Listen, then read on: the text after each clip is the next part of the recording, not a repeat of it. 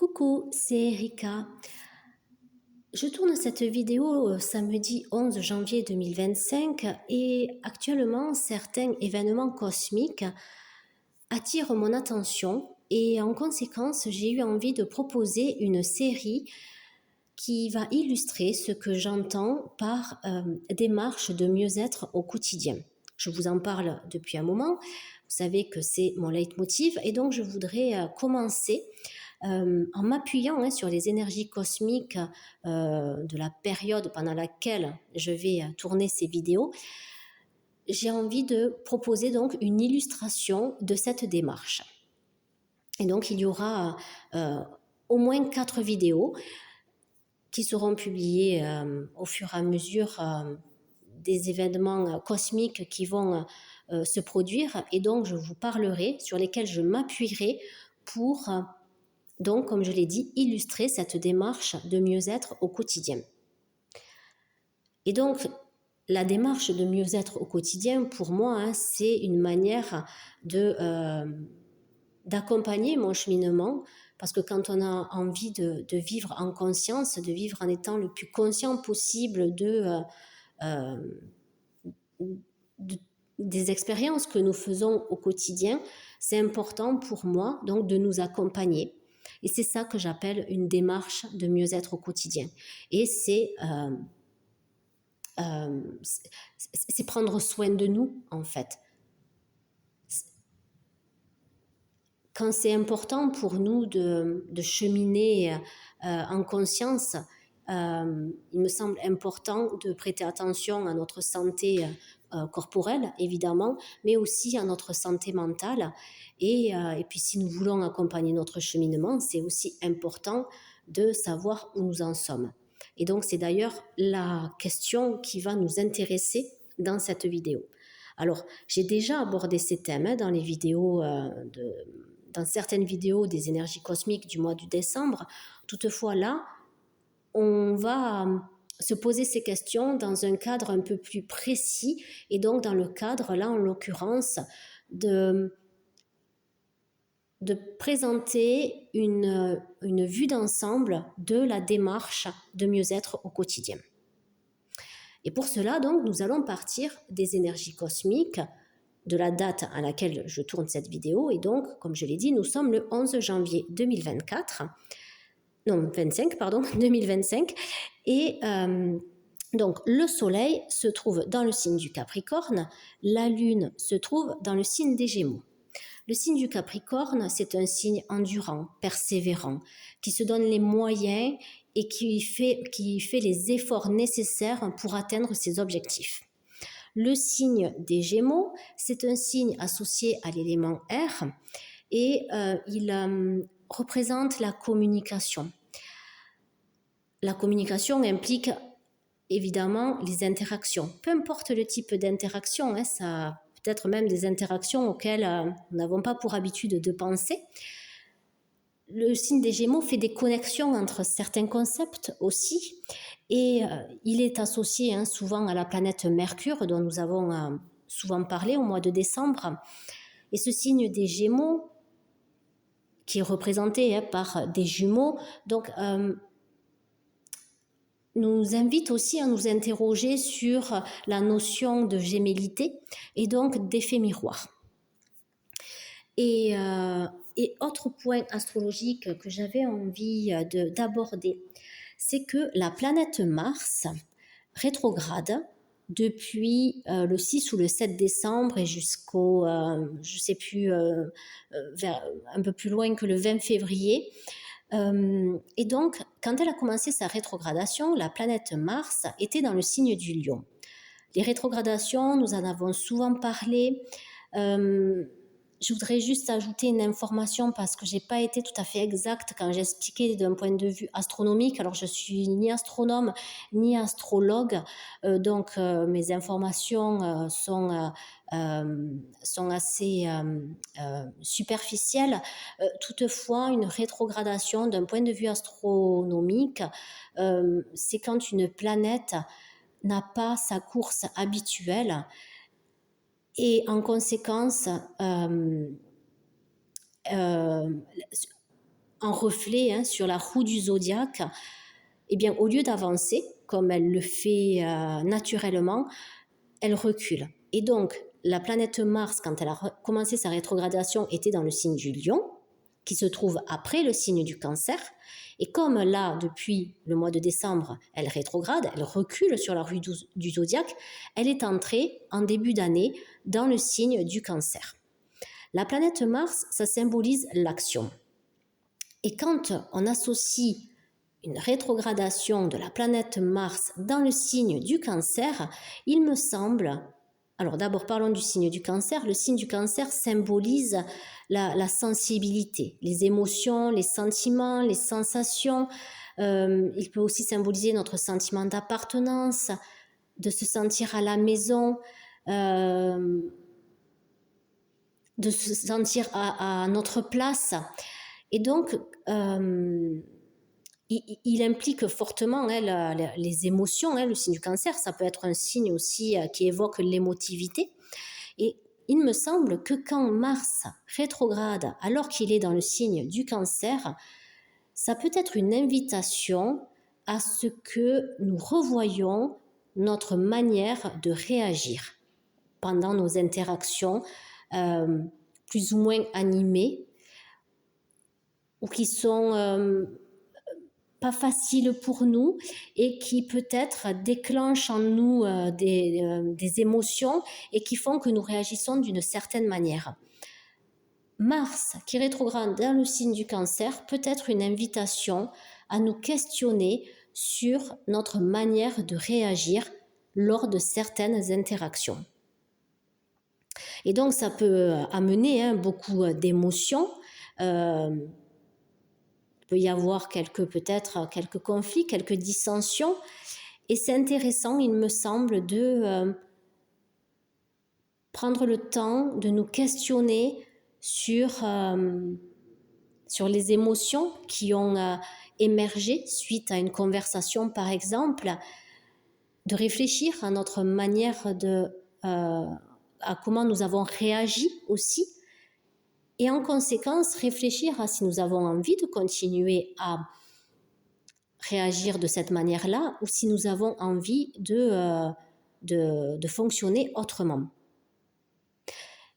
Et quand je parle de démarche de mieux-être au quotidien, justement, cette démarche, elle peut être aussi, donc ou du moins quand je parle d'accompagner notre cheminement, c'est en fait être conscient de notre cheminement, de vivre avec le plus de conscience possible les expériences que nous faisons et donc être conscient de ce que nous font éprouver ces expériences et aussi être conscient de comment nous réagissons à ces expériences, et notamment là avec Mars dans le signe du Cancer en rétrogradation, comment nous réagissons, comme je viens de l'expliquer, comment nous réagissons lors de certaines interactions qui nous bousculent.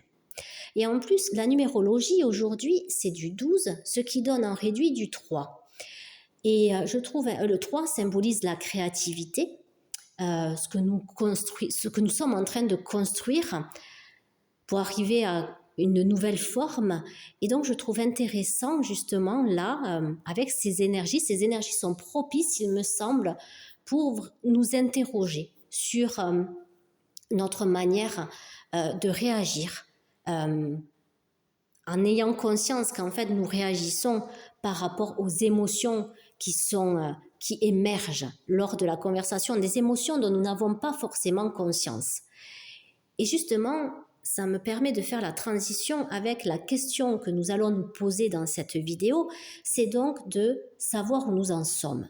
Et savoir où nous en sommes, ça inclut de savoir comment nous nous sentons, de nous interroger sur notre état émotionnel. Parce que pour moi, il me semble que c'est la première étape, faire le point, pas un bilan par rapport à notre cheminement, ça nous l'avons vu aussi et nous le reverrons. Là, pour moi, il me semble, la première étape, c'est de dire, ok, là, je prends un instant et je me demande où j'en suis. Et où j'en suis, c'est faire le point sur déjà sur notre état. Je pense notre état tant corporel qu'émotionnel, affectif, pour être plus large encore qu'émotionnel, sur notre état affectif. Et état affectif, ça veut dire, donc ça inclut les émotions, les sentiments, les sensations, tout ce qui est du domaine de la sensibilité, de la dimension sensible de notre être. Faire le point là-dessus. Ou du moins avoir l'intention de faire le point là-dessus, de comprendre comment nous nous sentons, comment nous allons. Pour moi, c'est ça en fait. Quand on se questionne sur où nous en sommes, ça englobe évidemment. Donc, une des premières questions, c'est au sujet de notre état, de manière générale, et puis ensuite de manière donc corporelle, émotionnelle, peut-être sentimentale. Voilà, tout ce qu'on peut préciser au maximum. Ça nous permet d'aller encore plus en profondeur et d'encore mieux nous comprendre en fait, et d'encore mieux nous accompagner et d'encore mieux prendre soin de nous. Ensuite, ça peut être aussi où est-ce que j'en suis dans mes objectifs, par exemple. Tout ça, ça s'imbrique de manière assez subtile, et je pense que tout au long de cette année, justement, les vidéos que je proposerai, iront toujours un petit peu plus loin dans pour explorer justement cette question qui peut sembler très simple, où nous en sommes, mais qui finalement peuvent ouvrir tellement de portes et nous amener tellement plus loin dans notre exploration. Mais là, aujourd'hui, on commence. Donc, on va se demander où nous en sommes. Et comme je l'ai déjà utilisé je l'ai dit plutôt dans certaines vidéos, quand je me pose cette question de manière générale, pour avoir des premières informations, j'aime bien utiliser le jeu Les Rebelles Sacrés, écrit par Alana Fairchild, illustré par Autumn Sky. Alors ça, c'est la version anglaise, mais il a été traduit en français. Et donc, j'aime bien utiliser ce jeu qui permet d'avoir des premières informations. Et au fur et à mesure des vidéos de cette série, nous allons peut-être préciser cette question, aller plus loin, poser. Donc cette question, elle est large. On va voir ce qui émerge en premier, et ensuite, avec les vidéos, au fur et à mesure, on ira de plus en plus peut-être précisément, et on s'accompagnera aussi de certains outils, notamment des archétypes. On s'interrogera sur notre transformation qui est en cours. Voilà. Cette série de vidéos va nous permettre d'explorer ensemble, finalement, ce que j'entends par démarche de mieux-être au quotidien, pour que vous puissiez vous-même développer votre propre démarche, prendre ce qui vous parle, laisser de côté ce qui ne résonne pas avec vous, pour peut-être y revenir dans quelque temps.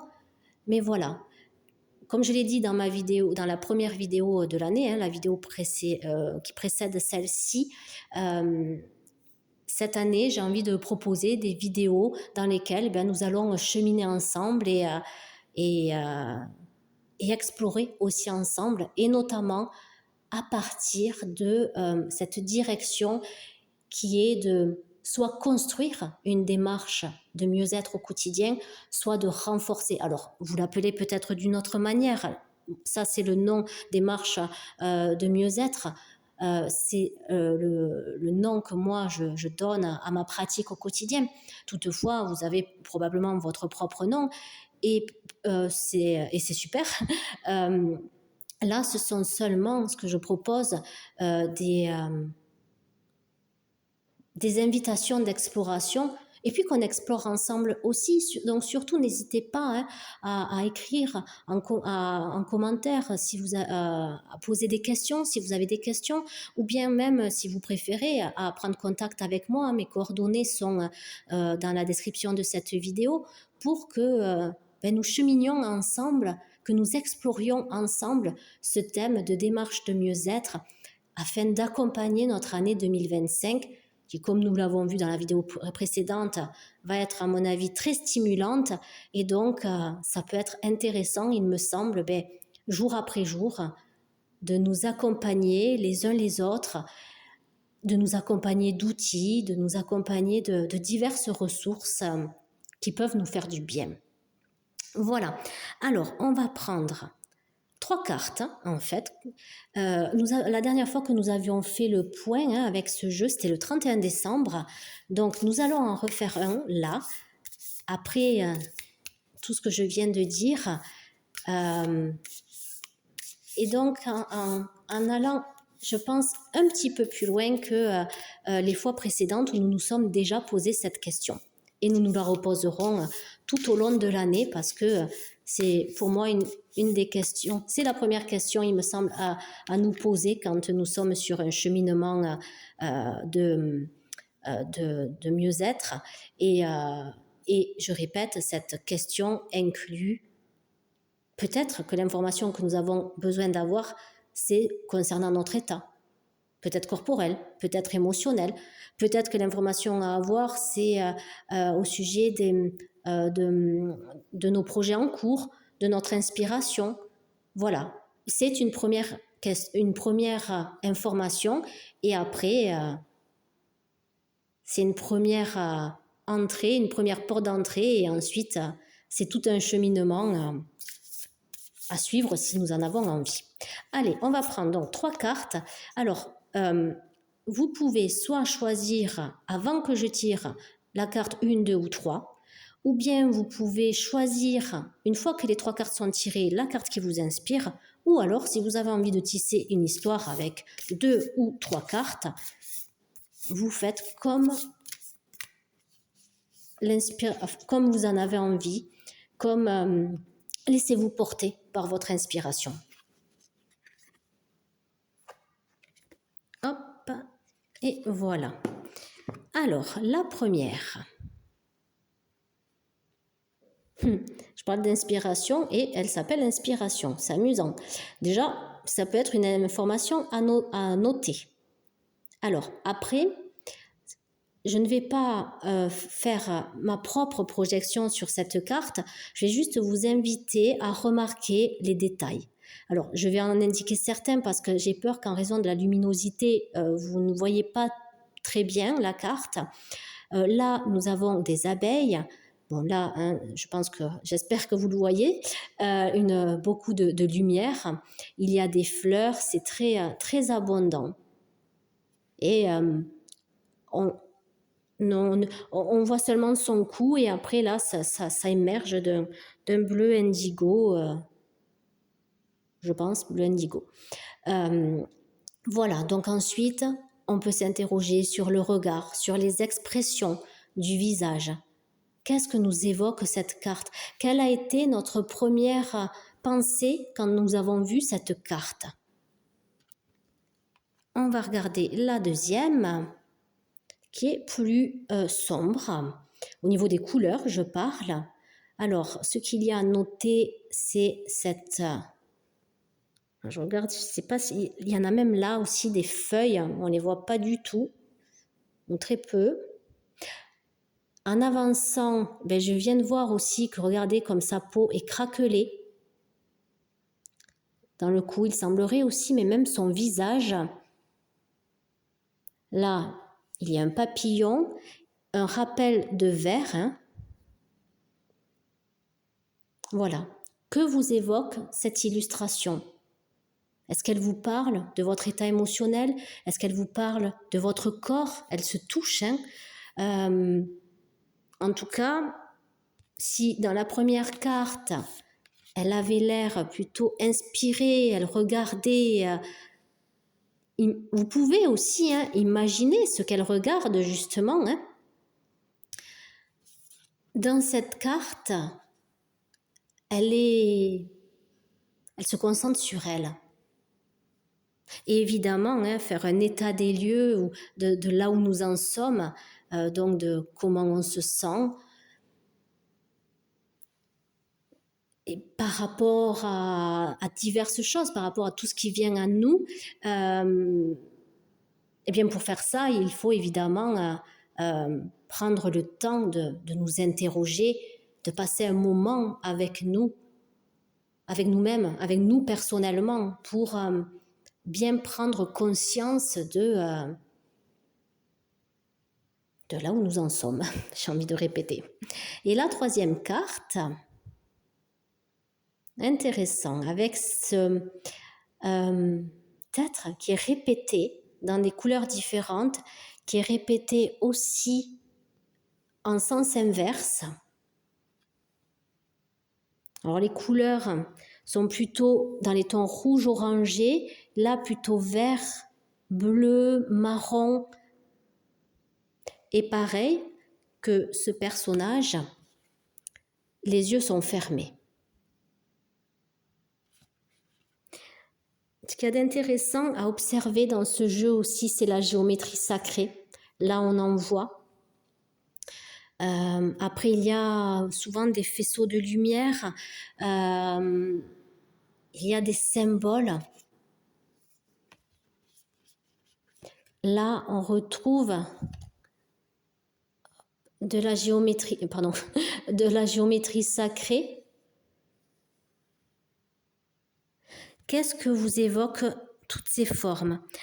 Si vous avez choisi de raconter une histoire avec ces trois cartes,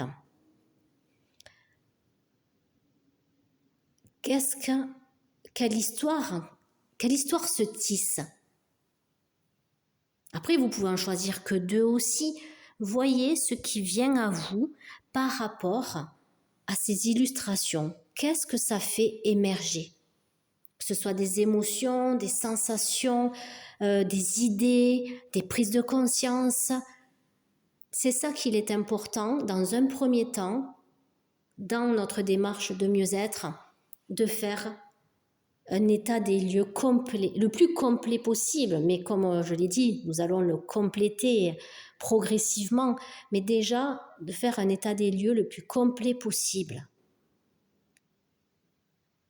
Et j'ai pas insisté dessus dans cette vidéo, mais ça peut être également faire le point sur nos avancées aussi, d'autant plus si c'est important pour nous, si nous avons des projets en cours, si c'est quelque chose qui occupe énormément de notre temps en termes d'activité, c'est important. Là, j'ai plus axé sur notre état.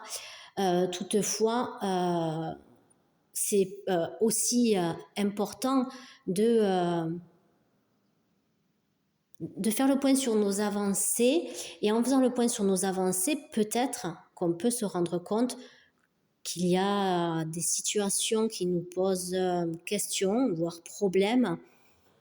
On peut noter certains schémas répétitifs, et ça aussi, c'est un thème que nous aborderons dans cette série. Les schémas répétitifs, ces manières de fonctionner qui se répètent et qui ne nous conviennent plus.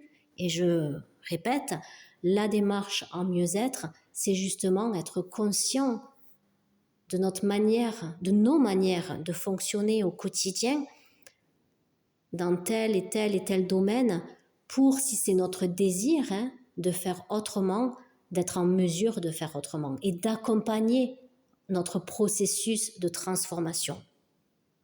Voilà tout le programme des vidéos à venir. Je m'appuierai donc, comme j'ai dit, sur les événements cosmiques. Donc, je vais essayer d'être régulière par rapport à ces événements cosmiques que j'ai envie d'aborder. Et puis, voilà, je me laisse porter aussi par ce qui se présente. Et je dis ça parce que j'ai bien vu que la fin d'année 2024 et le début de l'année 2025 m'ont amené à devoir revoir ce que j'avais prévu. Donc, voilà, je vous annonce ce que j'ai prévu. Toutefois, eh bien, c'est important aussi d'aller avec le flow. Et donc, c'est mon but à travers ces vidéos aussi, d'être la plus authentique possible et que